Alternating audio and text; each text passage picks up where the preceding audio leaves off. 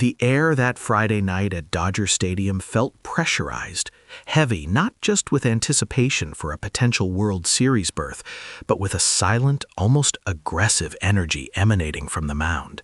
It wasn't the 3 home runs, nor the 10 strikeouts that stunned the baseball world. The real anomaly lay in the split second before the 3rd home run left the yard. Analysts captured a micro-expression on Shohei Ohtani's face, not joy, but an almost cold, calculating frustration, suggesting this historic night was driven by quiet fury, not pure spectacle. Welcome back to 601 Daily News, the epicenter for deep dives into the superhuman athletes who redefine their sports. Tonight, we dissect the Ohtani game, a performance so profound it didn't just win a championship, it changed the conversation around baseball greatness forever. The Los Angeles Dodgers arrived at Game 4 of the 2025 NLCS, having already broken the Milwaukee Brewers' spirit. They rolled out an unprecedented gauntlet of Cy Young-caliber arms. Blake Snell's near-perfect Game 1, Yoshinobu Yamamoto's clinical Game 2 mastery, and Tyler Glasnow's gritty effort in Game 3. As Dodgers announcer Brian Anderson pointed out, it is one ace after another for the Los Angeles Dodgers. But Ohtani's start represented the final crushing blow. Veteran commentator Ron Darling perfectly encapsulated the feeling in the booth, confessing that watching Ohtani takes us adults in the booth and he makes us children, observing someone who can throw 100 miles per hour while simultaneously possessing 6 or 7 other pitches to go with it. The tension was palpable. The Brewers, the self-titled bunch of second-chancers and overachievers who boasted the best regular season record, were desperate. Their manager, Pat Murphy, was banking on veteran southpaw Jose Quintana, hoping he could turn back the clock for one night, telling reporters, "I need him to live on the edges." But Ohtani was not interested in edges. He was interested in dominance. The narrative began with Ohtani the pitcher, stepping onto the mound for his first ever postseason start at Dodger Stadium, following a shaky outing 13 days prior against the Phillies, where he gave up 3 early runs before settling down. His first 3 batters, a leadoff walk to Bryce Terang, immediately followed by the intellectual refusal of surrender, a strikeout of Jackson Chourio, a called strike 3 on Christian Yelich's struggling bat, and another K to William Contreras, all featuring a dazzling mix, including the 100-mile-per-hour paint job on the corner and his wicked sweeper.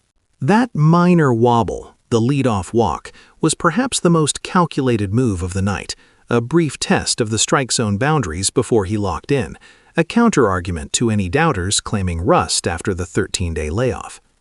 Now for the fast-paced pivot, Ohtani the hitter. Racing off the mound, trading his glove for the toe guard and elbow pad, he faced Quintana in the bottom of the first. On a 3-2 slurve, he tattooed the ball 446 feet, 117 miles per hour off the bat, a leadoff home run that instantly crushed whatever mental fortitude the Brewers had left. This was just a start of the hitting barrage that would become legendary. When Ohtani returned for his 3rd at-bat in the 4th inning, he faced reliever Chad Patrick, who had masterfully stabilized the game, throwing 4 perfect innings in a previous series. Ohtani stepped in, already carrying the weight of his previous postseason hitting struggles.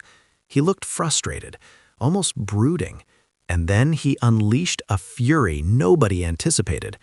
On a 3-1 count, Ohtani didn't just hit a home run, he hit a historic marker. The ball soared 469 feet, up and over the roof, a majestic blast that StatCast later confirmed as the 3rd longest home run in Dodger Stadium history, second only to his own 473-foot shot last year. Analyst Jeff Ranker exclaimed, "That wasn't just power. That was an intellectual decision executed with divine force." The counterargument that these were just isolated moments of brilliance dissolves when you look at the synergy. Through 5 innings, Ohtani had 7 strikeouts and 2 towering home runs. The climax arrived in the 7th. After Ohtani was removed, having thrown 98 pitches and secured 10 strikeouts, the crowd's boos were directed at Dave Roberts, not out of malice, but because they wanted the supernatural spectacle to continue. The Brewers finally mounted a threat against reliever Alex Facia. Runners on first and second, nobody out. This was the moment for the second chancers to breathe life into the series.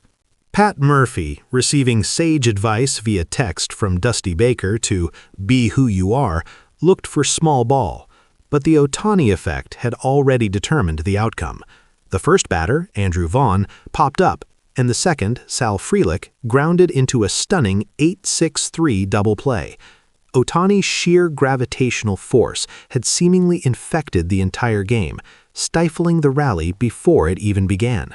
To seal the deal and definitively answer the open loop about his cold fury, Ohtani returned to the plate in the bottom of the seventh. Facing all-star closer Devin Williams, Ohtani saw the 1-2 curveball that barely missed the zone. He then saw the next pitch, a 97-mile-per-hour fastball, and crushed his third home run of the night, a 427-foot shot the opposite way, becoming only the third Dodger in history to hit 3 homers in a postseason game. The mic drop was complete. 3 HRs, 10 Ks, 1 win, and the Dodgers were headed to the World Series. As Freddie Freeman told Lauren Shahadia immediately after the win, "Sometimes you gotta check yourself and touch him, make sure he's not just made of steel." Something will probably be remembered as the show game. The data confirms this. Ohtani's performance yielded 13 total offensive bases and a pitcher win, accomplishing a feat that is statistically more improbable than a perfect game, achieving 50% more strikeouts than Don Larsen's 1956 World Series masterpiece, all while hitting 3 home runs. This wasn't just baseball, it was a mythology made real. If you enjoyed this deep dive into the single greatest individual postseason performance ever recorded, make sure to like this video, share it with fellow baseball fanatics, and subscribe to 601 Daily News for more expert commentary that challenges the conventional narrative. Did Ohtani's quiet fury finally snap his slump, or was this calculated dominance his plan all along? Let us know your thoughts in the comments below.